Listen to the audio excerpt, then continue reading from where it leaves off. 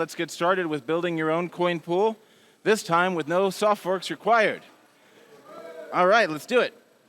So like with his, there's a way to follow along. So if you go to this URL, tinyurl.com/coinpoolworkshop, it should bring up this very presentation. So let me just show you what that looks like.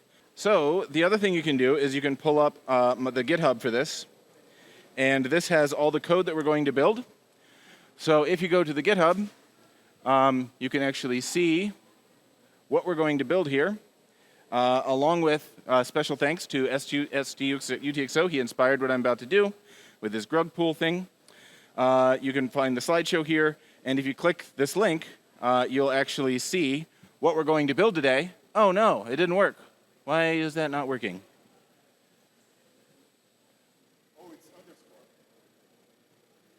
Ah, there's a dash. Okay, I gotta fix this link. Coinpool_. Commit that. So this is what we're going to build today. I call it Tornado Factory, which is my implementation of a coin pool. And so you'll be making this hopefully by the end of this presentation. Before we do that though, I'm going to get started. Is everybody on the page with me? Do you all have this pulled up? It's important that you do have it pulled up because there's going to be code inside the slideshow that we're going to be like copy pasting into our document. So you have to have the slideshow up. So I'll leave that up there for a little bit longer. Meanwhile, oh, well, I guess I won't leave it up there any longer. Go here and share it with your friends. This presentation is divided into 5 sections, what coin pools are, which is great because we just learned what they are and saw one, so that helps. I'm going to go over 2 models of how it works. My new innovation that makes them more efficient is called the exit ladder. I'm going to describe that. I'm going to do 2 demos of a coin pool, and then we're going to build it. So a lot to get through in an hour. Let's do it. Okay, so what is a coin pool? A coin pool has 4 characteristics, and we actually learned about them a minute ago. It needs to be some sort of a multisig. It doesn't have to exactly be a multisig. Like there's ways to do this with BitVM and smart contracts and things. But it needs to be something like a bunch of people have money in a UTXO. There's a unilateral exit. I said it one more time, so I guess he left. Well, he did warn us. But you need a way to get your money out without needing to trust anyone. They're designed to facilitate cheaper internal transactions. So that was some of the comments at the end were about. What if one guy in the pool, Charlie, wants to pay another guy in the pool, Killian? How are they going to do that? Well, it should be cheaper because you don't have to do anything on the blockchain. Like if everyone's supposed to be able to withdraw $50, then you should just be able to update it so that like Bob can only withdraw 40 now and Killian can withdraw 60. And then it's like Bob paid Killian $10. Does that make sense? That's what you're supposed to be able to do with these things. They're also supposed to be privater, which is a word I made up. It means mais privado. More private external transactions. You're not supposed to be able to tell on the blockchain which user exited or which user paid somebody on the blockchain. You just can tell it came from somebody in this pool. So that's what it's supposed to be. Why do they beat coin joins? So we kind of have a shared UTXO, not though with coin joins, and sometimes these are, I think it's useful to contrast the two. So if you've ever used a coin join, you deposit funds into your coin join wallet, like Samurai used to be, or now you can use Wasabi, and you wait a while. You wait for coin joins to happen. Maybe you're selected for the next round, maybe you have to wait a few rounds, but they're constantly doing coin joins and maybe you're part of them. One problem with using a coin join wallet is if you turn off your device, if you like shut down your computer, and then you come back later, you did no coin joins in the meantime. So like you gained no privacy while you were gone. And usually also you're not sending to other people. Usually you're sending to yourself in a coin join. You're just constantly repeatedly sending money to yourself over and over. And it'd be cool if you could send to other people. So coin pools are designed for that. You deposit funds and you're already done. You don't have to do anything special. You don't have to wait for anything to happen. If you turn off your device and then come back later, you're still in the pool. You get the exact same privacy as if you'd been spending money all along. You can send money to any person inside of the pool or out of the pool, and that's a lot cooler than a coin join. Does that make sense? Why I want this? Why I want coin pools? Cool. There's 3 models of a coin pool, and before I tell you about them, I'm going to tell you about Tornado Cash, which isn't quite a coin pool, but it's really close, and it's been very inspiring to me. Tornado Cash is a thing I'll get to in a minute. Grug pool is what we just saw, and that uses a soft fork to do a coin pool. There's a variant of Grug pool where you don't need a soft fork. It uses pre-signed transactions, and it sucks. So I'm going to show you that. And then there's Tornado Factory, which is the thing we're going to build. Now, Tornado Cash is what inspired me to make this. It's not actually a multi-sig because they don't have those on Ethereum, or they have things that are kind of like multi-sigs. But smart contracts are close enough, in my opinion. That counts. There's still a bunch of people in the smart contract, all with their money. That's what we do with a multi-sig, so I think it counts. From Tornado Cash, if you deposit money in, you can take your money out at any time and nobody can stop you, except the Ethereum developers. Of course, they're able to roll back the chain and do all sorts of shenanigans, so don't trust Ethereum. But this idea would be cool if we could do it on Bitcoin. Users who send money out of the pool don't reveal which user they are, which is why the government tried to shut it down, because they actually banned US users from using, the US government banned United States citizens from using Tornado Cash because they said we can't tell who's spending the money, which makes me say you should all use Tornado Cash if it was on Bitcoin.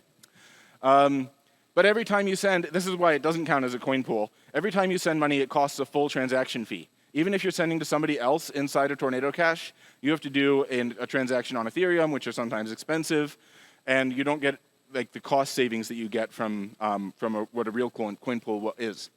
So Tornado Cash doesn't quite make the cut because it doesn't offer cheaper transactions, but it gets 3 out of 4 of the things that make a coin pool a coin pool. And that's very inspiring to me. They've done a good job with Tornado Cash. Okay, so the soft fork model, which we just saw, was originally programmed in 2021. There actually is code. People have a hard time believing that you could do this stuff back, when Taproot was still new. But if you look at the code for it, you can see this is in a language that Jeremy Rubin created called Judica or something. Sapio. Yeah, he made his own programming language, and he wrote the code for a coin pool in it. And this is the exit logic and stuff. So it's pretty neat. You can see how that works there.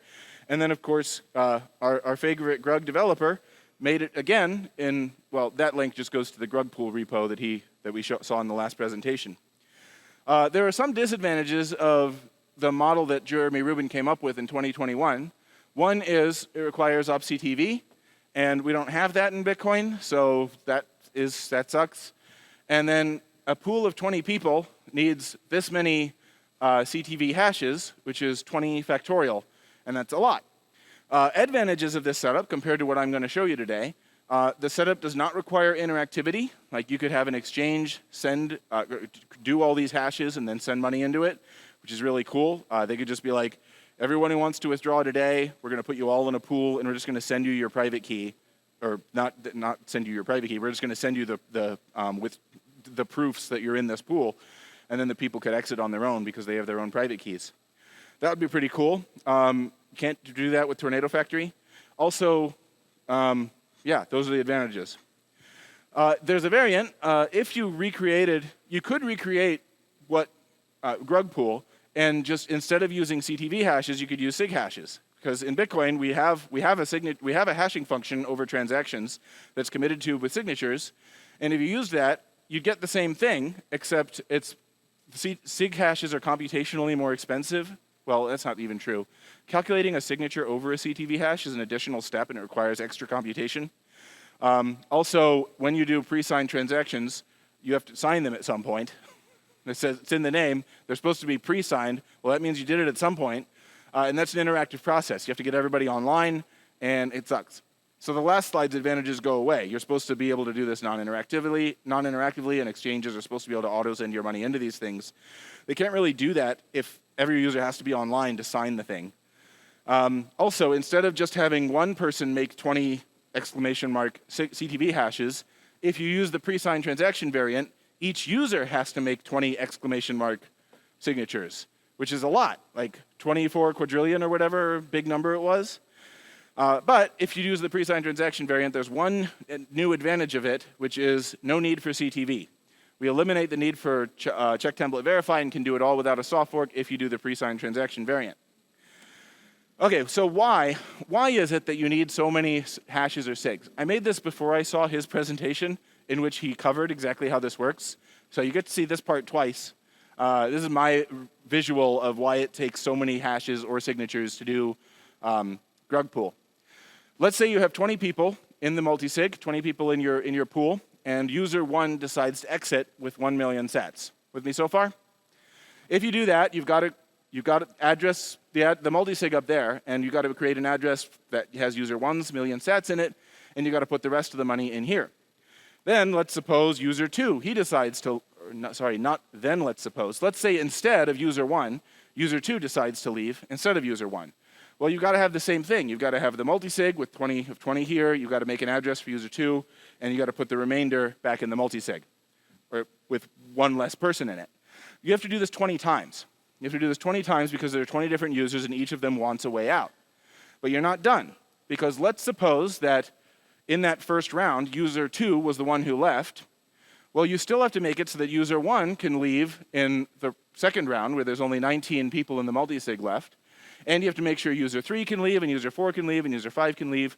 There's 19 new transactions that everyone has to sign or do a CTV hash for to let everyone leave in round 2.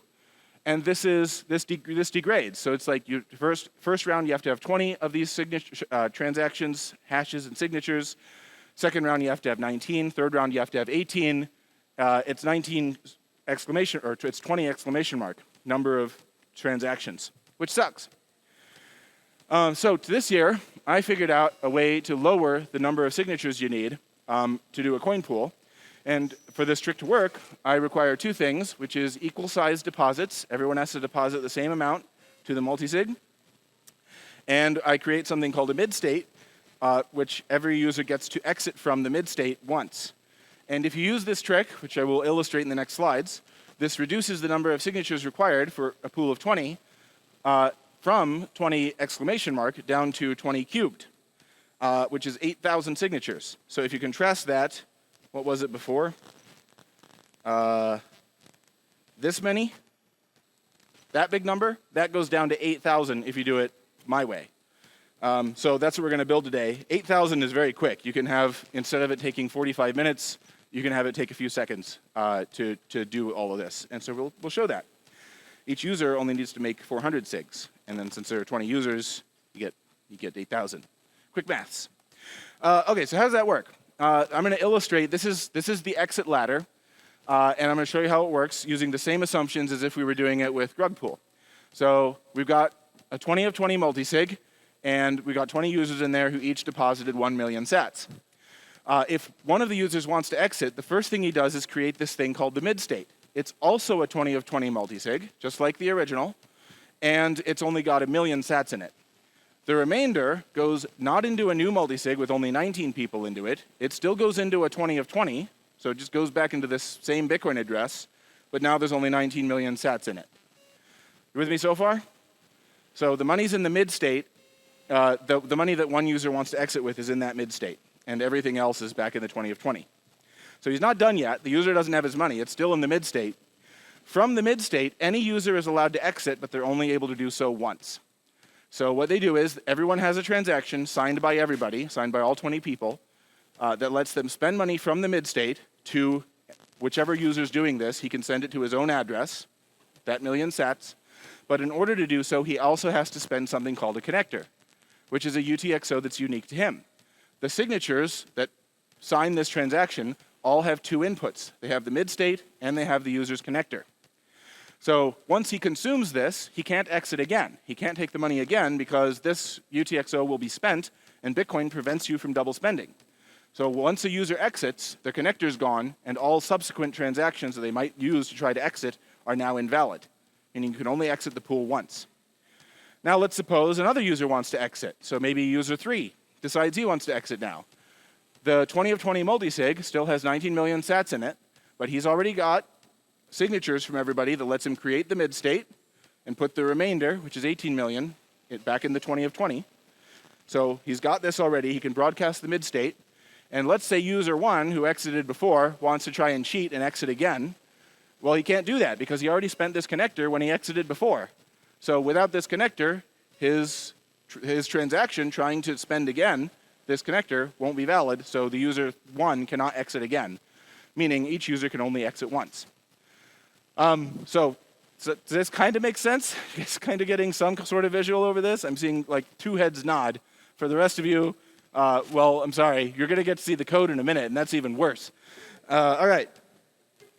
So here's what it ends up looking like, and this is why I call it the exit ladder. So you start out with the 20 of 20 over up there in the top left. Let's say user 12 decides to leave. He's going to create the mid state, and then he's going to exit from the mid state. It's kind of like he's descending a ladder. The remainder, of course, goes over here, and then let's say user 5 decides he wants to leave. So he's going to create the mid state, and then he's going to exit from the mid state. And user 12 can't exit from this one because he already spent his connector over there, so it's gone. But you just keep doing that. Every user can exit using the exit ladder by creating their own rung of the ladder and then leaving. Yeah, so that's the exit ladder, and that reduces the number of signatures required down. The reason why it's 3 cubed, so there's 20 rounds here, so there's 20 things we need to sign. Just a second. There's 20 things we need to sign. There's 20 users who each need to sign it, so that's where we get the squared. It's 20 times 20. And each user needs to sign to let each user leave from that mid state. So it's 20 times 20 times 20. 20 rounds, 20 users with 20 people who can leave in each round. So 20 cubed ends up being the number that you need of signatures, and that's where that comes from. You have a question, sir. Can someone bring the microphone to Chris?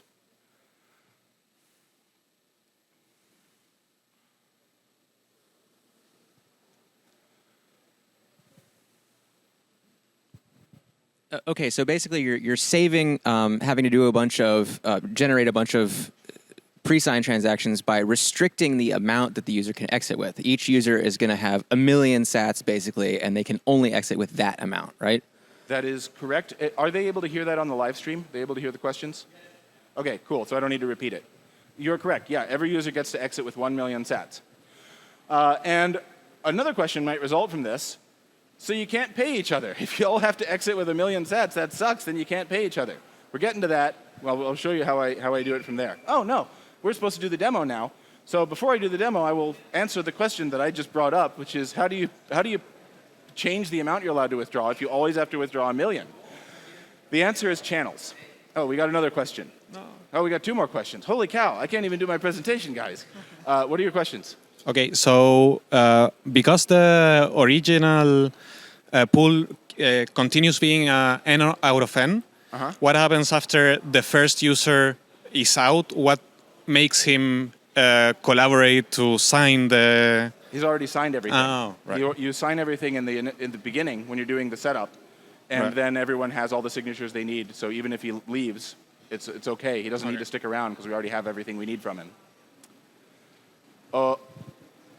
Question from Oflo, I think? Yep. My question is, you said that there's a transaction fee for the connector. And my question is, who's that transaction fee going to? It's just going to the miner, or is it going to the pool? The miner. The Bitcoin miner gets the transaction fees for exits. Okay. Yeah. Okay, so the question that I wanted to answer, that I made up my own question for myself, is how do you pay each other if everyone has to always exit with the same amount of money? And the answer is channels. What I do with my implementation, which we're about to see in this demo, is I have everybody's withdrawal transaction give them 1 million sats, or however much. I think in this demo it'll be 100,000. It gives them their money in a channel. And once it's in a channel, like it's similar to a Lightning channel, except it's using my Hedgehog protocol. You can send and receive as if it were on Lightning. So you can change the amount within that 1 million sats. You can change the amount that you're able to withdraw from that, and then your channel counterparty can withdraw the rest. So that's how we do that. We make it so that you're constantly shifting how much you've got in your 1 million sat UTXO versus how much your channel counterparty has, and he is your bridge to the rest of everyone else in the coin pool and everyone else in Lightning. So I have a demo of, we're not going to build the full coin pool that allows what I just described, sending money to and from other users of the coin pool. I do have an implementation of that, which I'm about to show here in this repository called Hedgehog Factory. And this is what it looks like so far. To do this, I need to pick how many people, or I need to create a way for me to create Lightning invoices and send and receive on Lightning. For this, I'm using NWC. I do not recommend using NWC in production because, well, it's really slow, and you're about to see that.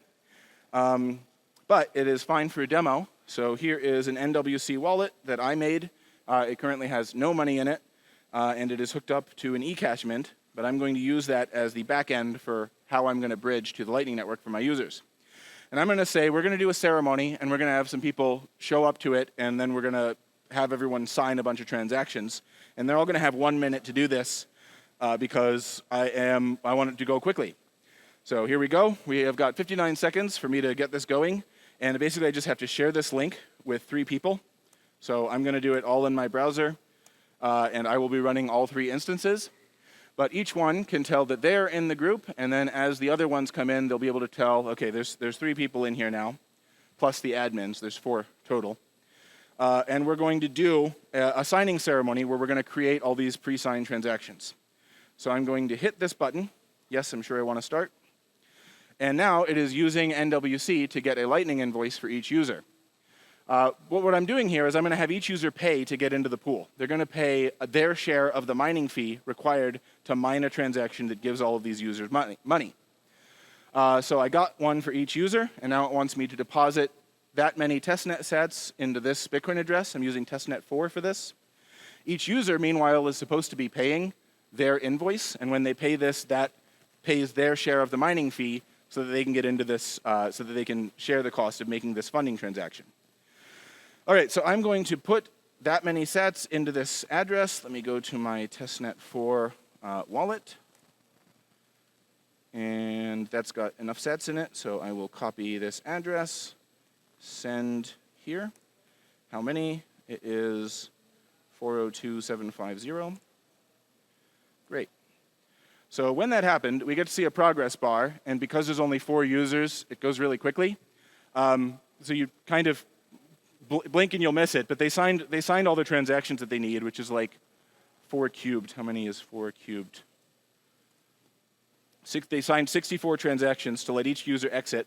And now the admin has this little button where he can see each user, which is himself, and user 2 and user 3 and user 4. He can see how much money they paid into the pool. So each user paid a 1,000 sat invoice to get in, and it hasn't cost him anything. So the only loss he has is the cost of broadcasting this transaction, which costed him 167 sats for each user.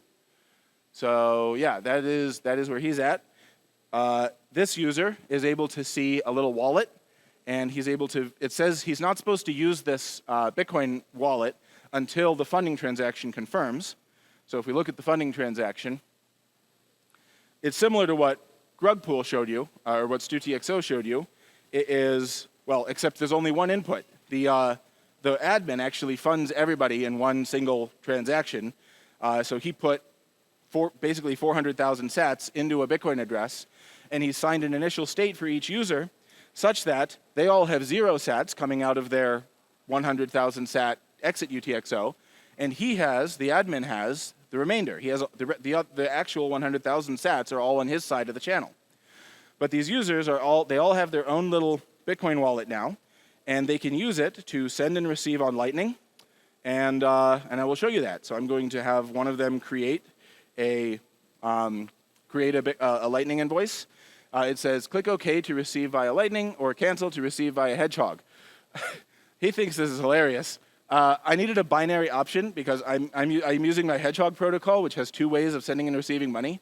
And instead of using a thing where you have buttons, I decided to use this cancel and OK.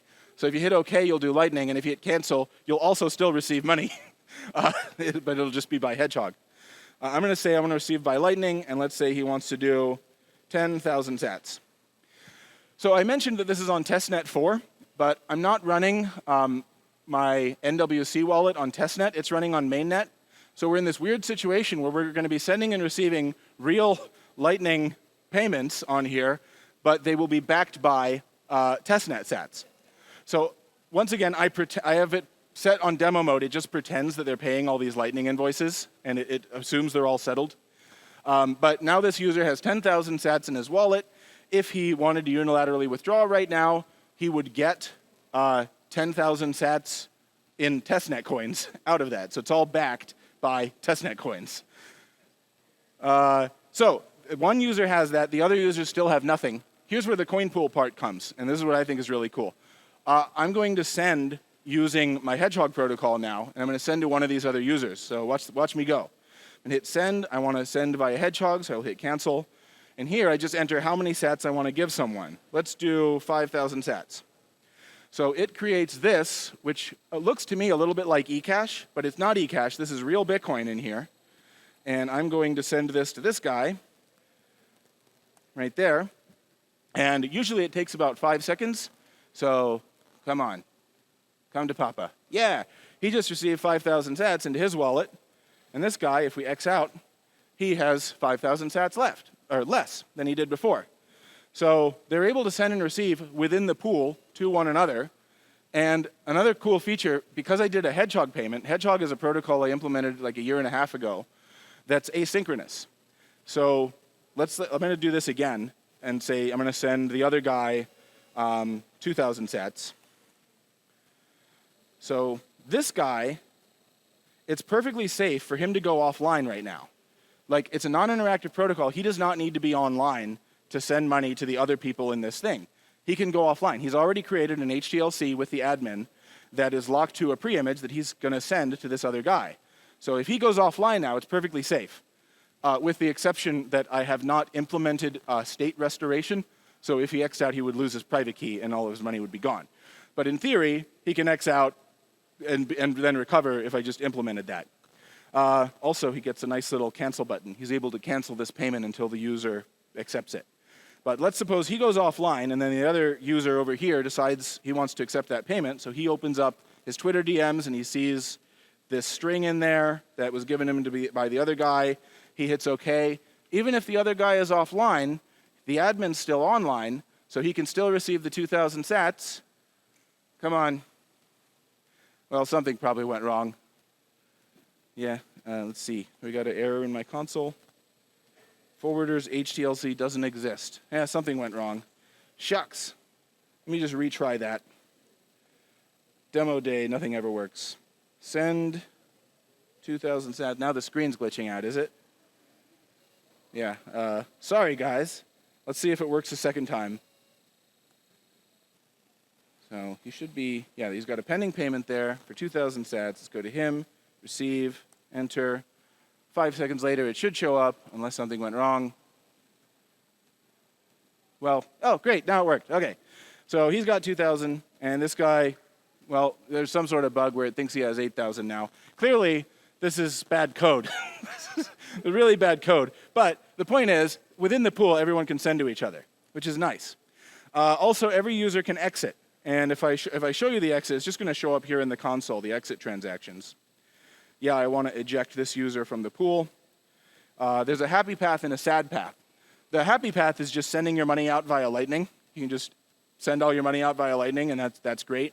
But if the admin won't let you do that, if he's like, I'm not letting you leave, you can always exit using the sad path, which involves a 5-step process. So I'm using V3 transactions, which don't pay fees, so you have to send in some money to pay for the fees, and then you have to do the mid-state, and then you have to put your channel on the blockchain, and then you have to force close your channel, and then finally, after 2 weeks, you get your money out.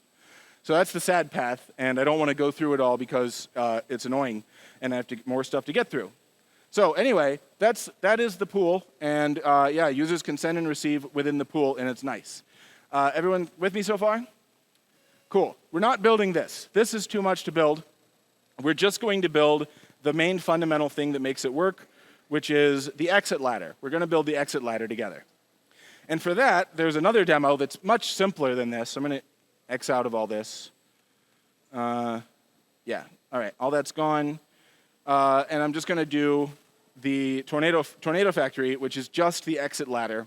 And I'm going to show you that, and then we're going to build that. So actually, I can do this on, well, I'll do it here. This is what we're going to build. So I'm going to, pretty much the same thing, except now everyone will be running in the same browser window. So I'm going to do 10 people just like Grug did. Let's give them each 10,000 sats. So it's generated 10 users for us, 10 random users. They've all got a random name, Bobby, Edie, Jojo, Jujo. Each of them currently has no money, neither on-chain nor off-chain, but they do have a reg test Bitcoin address. I'm going to do this demo on regtest. So it tells us that we need each of them to have some money to put into this thing. So I'm going to make one big transaction that gives them all money. Normally, this step isn't needed. Users would come to the pool with their own money, but these guys all have nothing. So I'm going to give them all an initial balance on Bitcoin, and then they're going to do a tornado factory together. Does that make sense? Okay. So I'm going to make an initial transaction, and it says send this many sats to the address in my console, which is this one. Let me get Bitcoin running here. CD, I have Bitcoin in my downloads folder. And then I'm going to do Bitcoin Qt, and I'm going to run it on regtest. Sorry. Chris always gets mad at me when I say regtest because it's regression test, and it's a hard G. And it's, who gives a, never mind. Fallback fee equals 0.0001. When you're using regtest, it doesn't have a mempool. Well, there's no transactions in its mempool, so it doesn't know how much fees should be. So you have to tell it a fallback fee. Okay, so I'm going to open up my console, and I'm going to say load my test wallet. And then I'm going to send to address that, however much money it said. It was 106,800 sats, which is equivalent to that many Bitcoin. So I do that. Here's the TX ID, and there you go. What is the vout? So this is something that you have to find out in Bitcoin Core by running this command, get transaction, paste, false, true. And the vout for this transaction is 0. Vout 0, right here, is the one that put this many sats into our address. So I have to say 0, and the amount I put in was 106,800 sats. Okay, so now you can see everybody's signing these transactions. They have 2,000 transactions to sign in this case, and it's all done. You can see now that each user has about 10,000 sats on chain, plus extra to pay for fees, and they're all going to do a coin join to put that money into the coin pool. However, all of that is dependent on me broadcasting this initial funding transaction. So let me do that. Send raw transaction. So that's done. If I decode that transaction, you can see what it did. It gave each user, each of 10 users, index 0 through 9, this many sats, 10,580. So every user has some money now.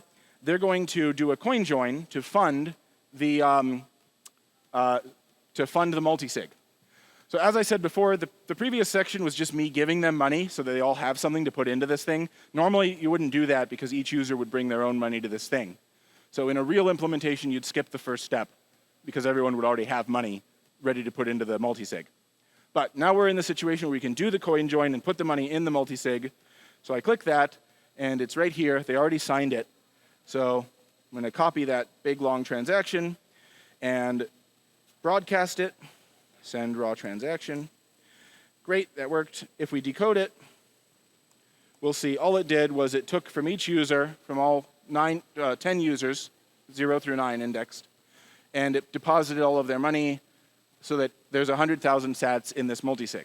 Each user can withdraw 10,000 sats from the multisig, and there's a little bit extra to pay for fees. Okay, so now each user has an off-chain balance, and we can use the exit ladder. So the exit ladder, the nice thing about it is users can exit in any order. So who do we want to exit? We've got Buddy, Edie, Juju, Lyndon, Maddox, Nickel, Peter, Rowan, Rizard, and Seamus. Who wants to exit? Give me a name. Seamus, all right. Everyone doesn't know the other names, I guess. So we're going to eject Seamus from the pool. Just click that. And he needs to send in some money to pay the transaction fees for exiting. So I will do that by sending 2,000 sats to this address, to address here. That's 2,000 sats. Here is the transaction ID, and give me the vout, which is get transaction paste false true. Tells me the vout happens to be 1. The vout is number 1 in this case. Vout is 1. And the amount I sent in was 2,000 sats. So he is now exited, and you can see that he has, instead of having money off-chain, he's now got 10,000 sats in his on-chain address. What that should be is a 2 of 2 channel. It should be a channel. He should be putting that money into a channel. But in this implementation, I don't do that. because then it's too much to do in a workshop like this. I'm just showing you the core part that lets people exit, but they would be exiting into a channel, and then they would divide up the funds in that channel between them and their channel counterparty. So these are the transactions that he has to broadcast to get into this state, and there's 4 of them. So I'm going to each pair, this one and this one, have to be broadcast together. They're a transaction package. So I'm going to use the new submit package function added to Bitcoin in the most recent version to do this, where you can submit 2 transactions together. So we do that, and it is going to throw an error. It is going to say, can't do that. It is a child of an unconfirmed transaction, and it's not allowed to be.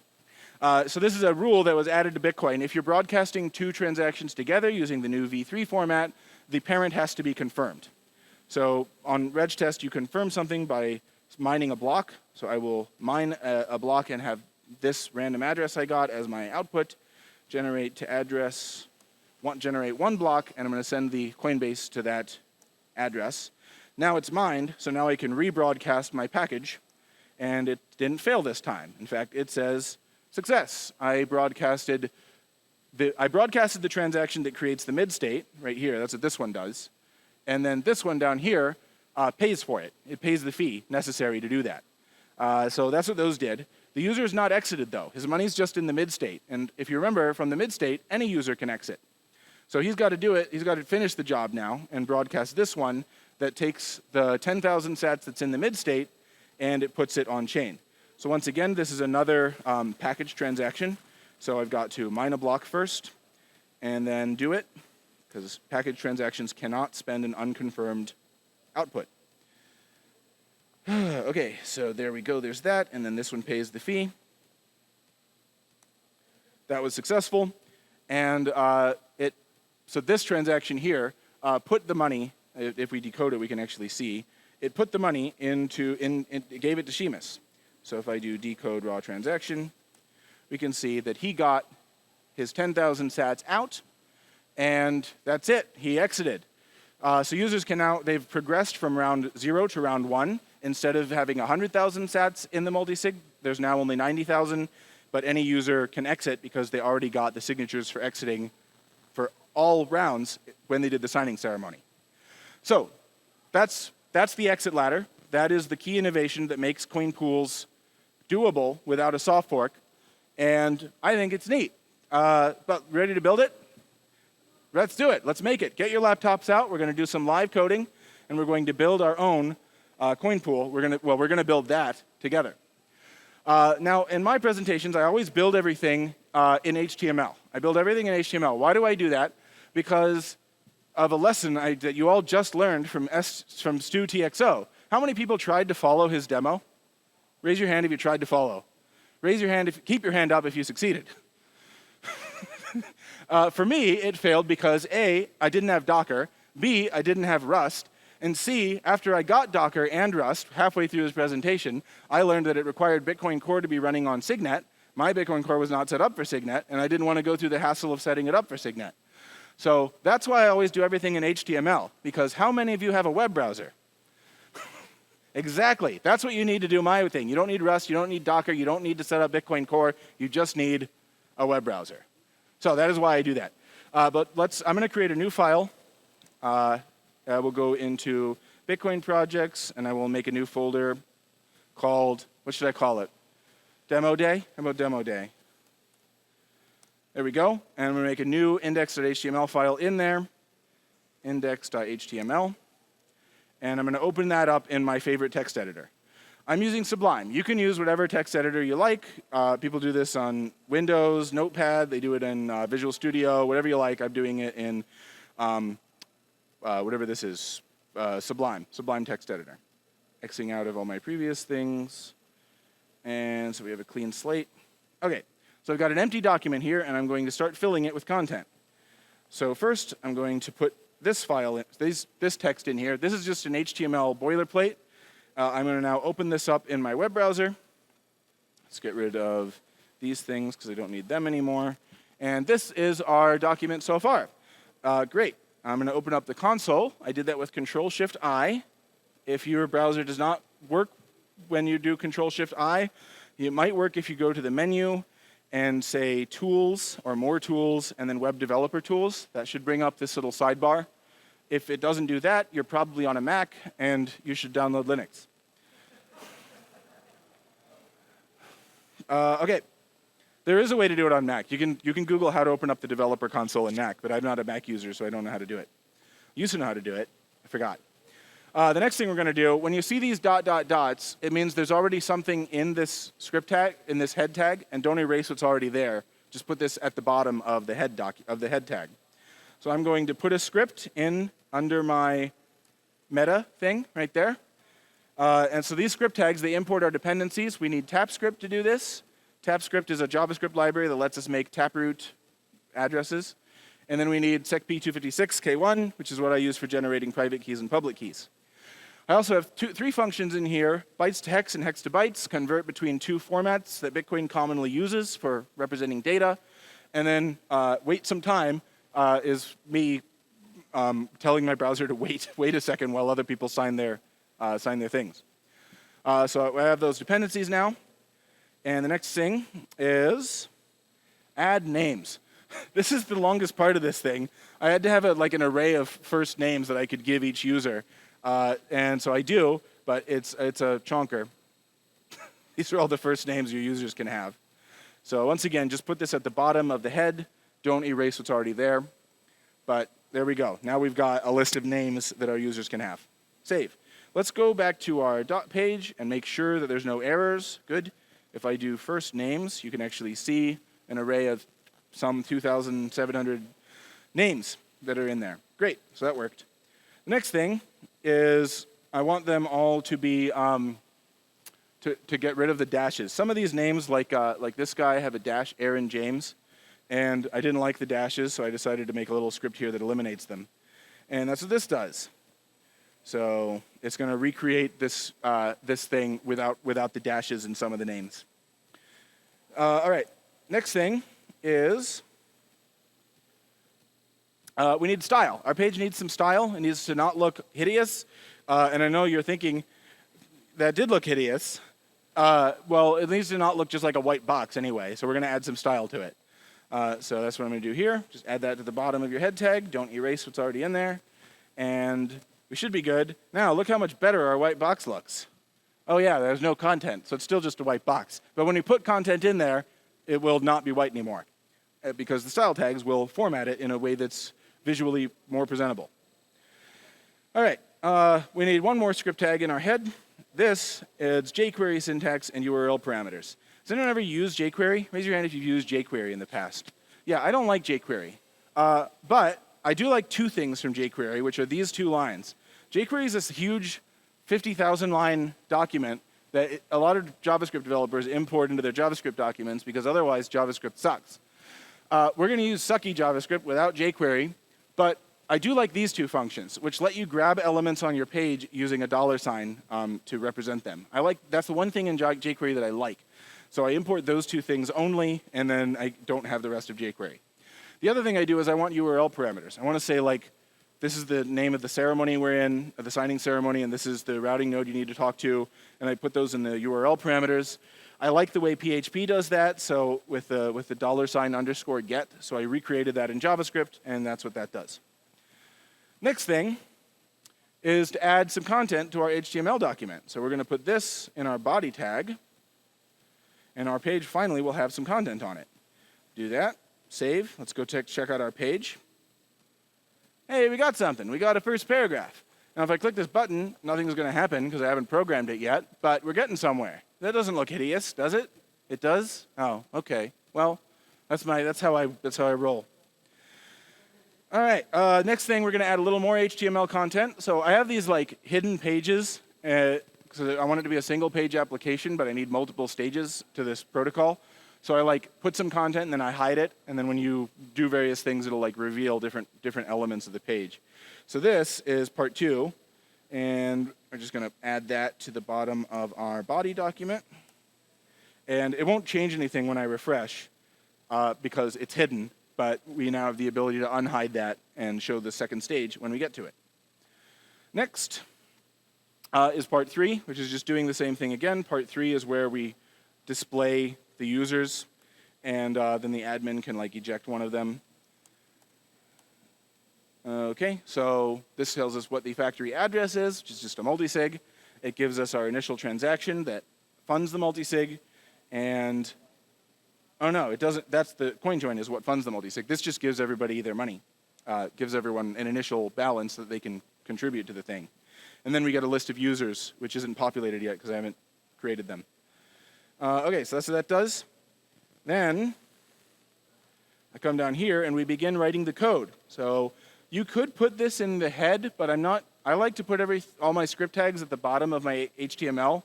I don't know what would happen if you put this in the head. It might try to populate things before they've rendered on the screen and throw errors. So I recommend putting this at the bottom of your body unless you're experimental and want to see what happens. But these are some global variables. JavaScript developers know, what are you never supposed to use in your programs? Global variables. But I'm not a JavaScript developer. I'm just a moron, so I'm doing it anyway. So those are some global variables that we're going to set, like how many users we have, what network we're using, and all that stuff. Next, we have more of them. We're not done with global variables yet, but this is the last of them. And so you were like, oh, good, there's only 12 global variables. Ah, no, it's 30. Great. We got some global variables in here. These are just more of the same. We got an address for each user. We have something called rounds, which includes it'll eventually include all of the transactions that we let people exit with, or that they let themselves exit with because they sign everything. Bunch of stuff like that. Next thing is I have a comment. Believe it or not, this is a commented program. And so here I say I'm going to make one more global variable called amount to deposit, and I explain it. And if you want the explanation, you can read it, but we're not going to because I've only got 15 to 12 minutes left to get through this. Next thing we're going to do is make a function called prepare tornado factory. And look, it's got comments. It actually says what we're doing at each stage of the thing. But I will explain this because this one's important. So when you run prep tornado factory, it sets the number of users by asking you how many people you want in this thing. It asks you how much money you want to give, or you want each person to have in inbound capacity on their channel. Of course, we don't actually end up creating channels, so it's kind of pointless, but I still do that. Then I make the 10 of 10 multisig, so I make a private key for each user, and for each key, I generate its public key. And then I create a script which is just populated by each public key and op check sig. And that's how we do multisig ever since we added Taproot, ever since Taproot. Then I create the scripts. So after I've got the address, after I've got the scripts created in ASM format, I convert it into whatever that format is, the one that we use in TapScript, and then I create the address. And so we get, at the end, we get the multisig, which should say, yeah, there's the multisig, and then we get the midstates as well, which is, the midstate should just be another copy of the multisig, but at one point I screwed up and thought that it should have a path for each user, so I just have like 20 paths that are identical, and they're all just the multisig, which is silly, but that's what I did, and didn't have time to fix it, because I was working on the demo that I did earlier. Okay, so the next step is I want to make that button that says Start Tornado Factory, the one right here. I want to make that button call this function, the Prep Tornado Factory function. So that's what this does. And then once it's called it, it starts this loop, which I haven't finished yet, but we'll do that, finish it in the next slide. And the loop creates an HTML element for each user that has like a profile picture and whatever their name is going to be, and that's what that does. So I create part of that loop, and then I finish it right here, where in addition to showing each user's name, I also show how much money they have off-chain and how much money they have on-chain, and I show you their Bitcoin address. So that's what those do. Save that. I'm going to refresh this page and make sure there are no errors. There is an error, so I made a mistake somewhere. Where did I do a mistake? At line 140. Says that I called that and then never... Oh, that's just the finish of the loop. I thought I finished this function, but it's not finished yet, so we got to keep going. There's another slide for this one. So the next slide is to finish off this function by doing that. And so when we run start Tornado Factory, after generating all the users, it will then populate a field that says how many users we have. It'll tell us how much money each user is going to get, and it'll set up part 2. It'll set up the second section. So now there should not be an error in here. Yeah, no errors. This is really helpful. When you're implementing stuff in the web browser, if you constantly refresh your page, it'll tell you if you've made any mistakes. You'll see a big red exclamation mark, and it'll tell you what to do. Well, it won't tell you what to do, but it'll tell you where the error happened, and then you can figure it out. Pro tip, use your console when you're developing in JavaScript. Okay, next thing, of course, other people will be like, pro tip, don't develop in JavaScript. Okay, next thing we need is a function called, what is this one called? Holy cow, this is a big one. Do initial transaction. This is where we sign everything. So we prepare the one-of-one address that the admin is going to fund everyone's, the admin is going to fund, I forget what he's doing. Why do I make a one-of-one address? I forget why I do this. Oh, to give everyone an initial balance, to give everyone their money. So yeah, I have you, that's why the one-of-one is there. So I do that, and then I send money from, aren't comments helpful? Look at this. I answer my own questions just by writing comments in this thing. I'm learning to develop, guys. So I send money from the one-of-one to all the users. Here, I create a Bitcoin transaction that has every user's public key as an output. Well, I convert the public keys into Bitcoin addresses using this script pub key thing. Then I create a transaction that sends the money to all those users, and I sign it and broadcast it. And, well, I don't broadcast. I just put the transaction hex in there, and I tell you to broadcast it. Then I prepare the multisig, which the multisig just takes all their money and combines it again and puts it into the multisig. So this is why you wouldn't actually do step 1, because every user would have their money already. They don't need you to send it to them. You would just have them do a coin join together to get into the multisig. Before they share their coin join sigs with each other, they do this whole thing where they create. So you'll notice var I, where I equals number of users. I'm doing a loop where for each user, I'm having them create and sign the round of transactions. But that's not all, because after they've signed the round transactions and gotten all those signatures, then we need to let each user exit. So I have var I again. And inside of var I have var j, and var j is also the number of users. So here we're at n times n, that's n squared, number of signatures we need for them to have their ejection transactions and their connectors and everything they need to exit. And then we're not done yet, because here's the third n. For every key I have, which there are 10 in a case of 10 users, for every key they all need to sign this. So there's n times n times n, and that's where the n cubed comes from. You can see it in the code. It's in here. It may be ugly, but it's in there. All right, so that's what that one does. That's the n cubed function. Then I just make it so I can call all this stuff, and we're really almost done. If we do this, actually I'm going to save and make sure we don't have any errors. So let me do that, and then I will tell you what that does. Good, so far so good. No errors. We're making progress. What the initial transaction button does is it calls the do initial transaction function after waiting a little bit of time for every user to, I forget why. For some reason it waits 10 milliseconds. I don't know, I don't think I need that. Oh well, I have it in there for some reason. Maybe to populate the HTML or something. And then for each user, I modify their on-chain balance, and I say how much money they have, and then they broadcast the coin join, which is the next step. So I got to go to that function, which is do coin join. So this one is, believe it or not, coin joins are much easier than you'd think. The coin join just takes the keys variable that I already have, and for each user, it just signs the coin join transaction that we created above. So you're just signing a single transaction. It's real easy. I've implemented coin joins like 6 times now, and they get easier every time. Now my coin join function is just like 8 lines of code, however many lines this is, and 2 of those are comments. Okay, so then the do coin join button just calls do coin join and then populates the HTML for the next round. Nice. And I think there's only one more slide here. Eject the users is the last thing on here. And if we have that, well, it's a long one again. This one, how much time do I have? 4 minutes? Okay.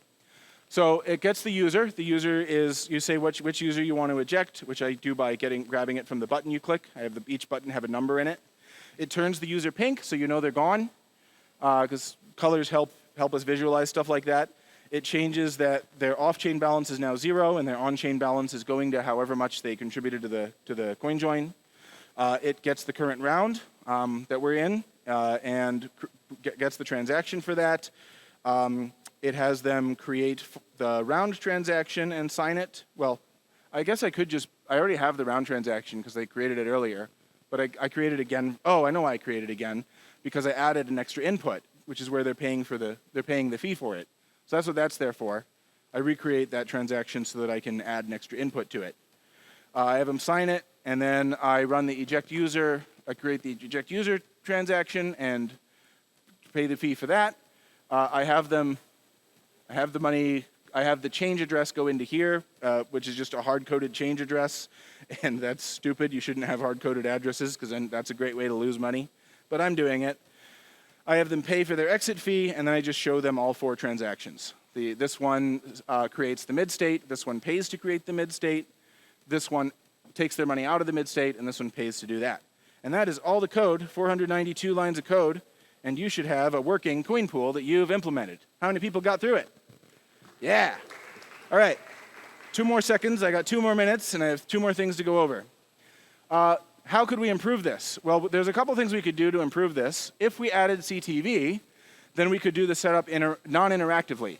So right now, you saw that everyone had to be online at the same time to sign all these transactions. There were 64 in this case.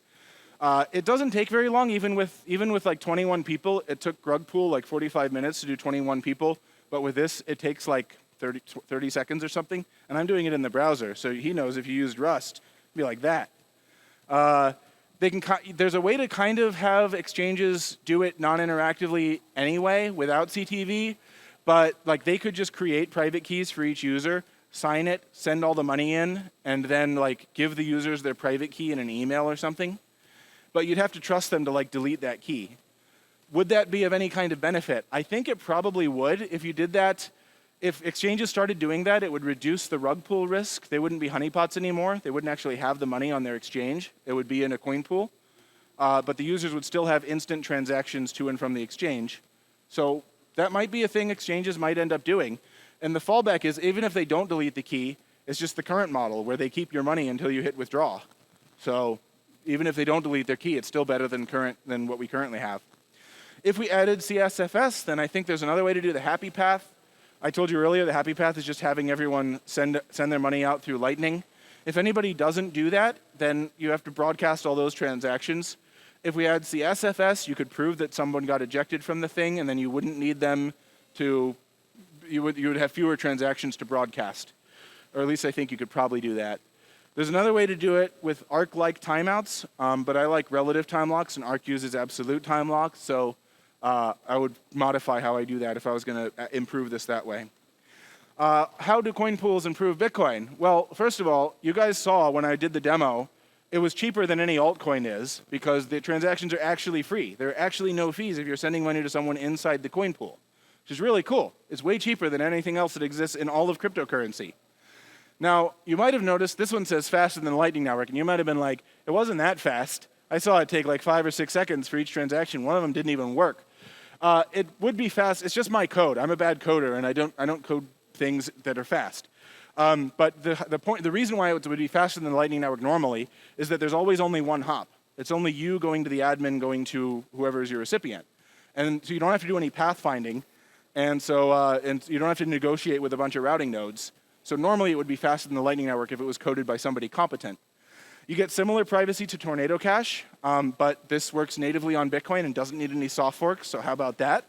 Part 2 last thing is the payments are asynchronous, which enables pull payments. So like, let's say that you were subscribed to Bitflix and they want money every month for 12 months.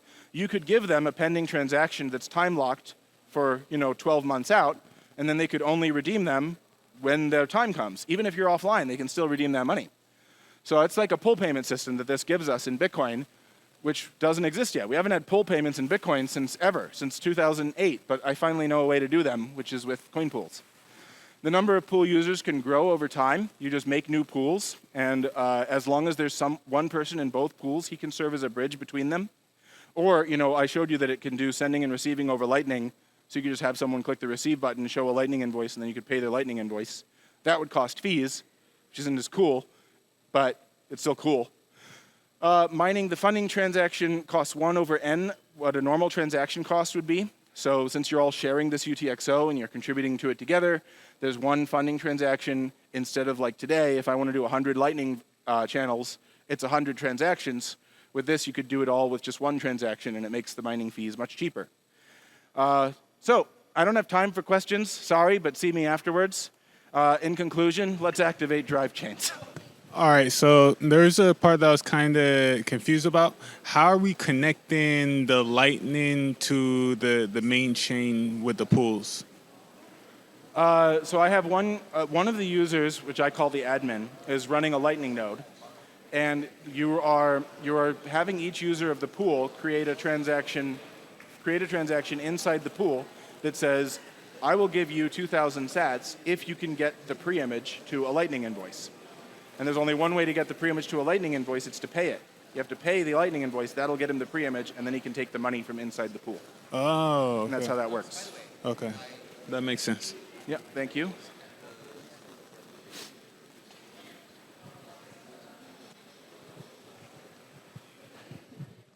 You mentioned your Hedgehog protocol. Where is that to be found? If you go to my GitHub and you go to Super Testnet, Hedgehog is, what's gone? Super Testnet/Hedgehog. That's where it is. Oh, now it's up. Yeah, this is my Hedgehog protocol, and it is a way of doing asynchronous Lightning-like payments. And last year, I did this like a year and a half ago, but last year at devconf, I made it interoperable with Lightning, so you can use these to send and receive on Lightning as well. So that's now I'm putting them into a coin pool, so you get interoperability with Lightning inside the coin pool, which is just really cool. I think it's really cool. Any other questions? Excelente. Thank you guys. Have a great day.